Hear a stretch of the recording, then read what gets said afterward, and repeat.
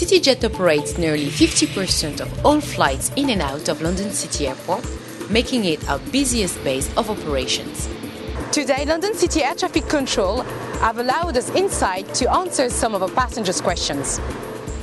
The structure of London City is staffed by 16 controllers and 4 engineers, and our job is to move as many aircraft through the airport as quickly and as safely as we can. That's limited by how we separate aircraft. We're allowed 1 aircraft on the runway at any given time. The number we can handle on the runway in 1 hour is what we call capacity. Capacity is limited by airport infrastructure, so how many runway exits we have, how many stands we have, what the weather's like. The record we have at London City is moving 40 aircraft in 1 hour, which is roughly 1 takeoff and landing every 90 seconds. Capacity and how we do our job is limited very much by the weather. In this modern day and age, we're still hampered by the weather, so low clouds, low visibility. The pilot at London City still has to see the runway so he can land, and that's what gives us problems on a day-to-day basis. What is a slot and what happens when we miss our slots, for example? A slot is a defined period of time, it's 15 minutes, in which your aircraft must depart to go through a regulated piece of airspace or arrive at a regulated airport.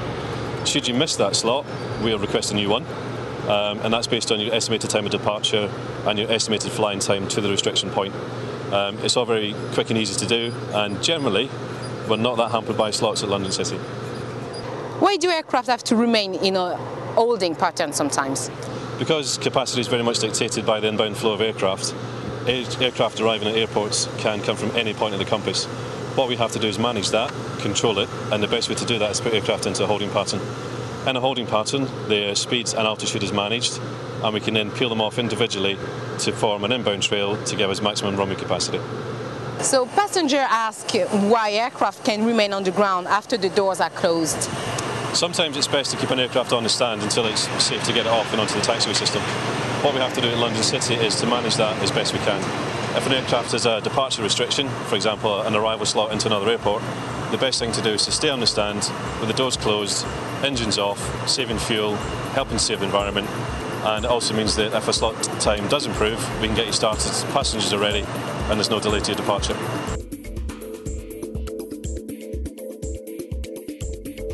London City Airport is what we call a capacity-constrained airport, and we only have 18 stands in which to park aircraft, and to do 40 movements an hour, it gets a bit difficult. If you have a reservation at a restaurant and you turn up early, your table's not ready.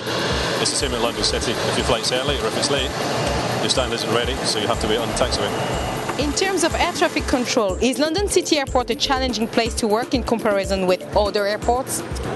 London City Airport, like any airport, is challenging to work at, and every airport has its own little differences. We are surrounded by water, so believe it or not, we have to work with boats. We're surrounded by London, so we have to work with a lot of the helicopter traffic overhead London. We're surrounded by very tall buildings, so our procedures are designed to maintain safety and separation with those buildings. We have the Red Bull Air Race, which we have to deal with every couple of years. We have an air show, which we do every single year. We have a very short runway, which is a third of the length of Heathrow's, and we have not a lot of stands, so to move 40 aircraft an hour with all those constraints, it's a challenging place to be.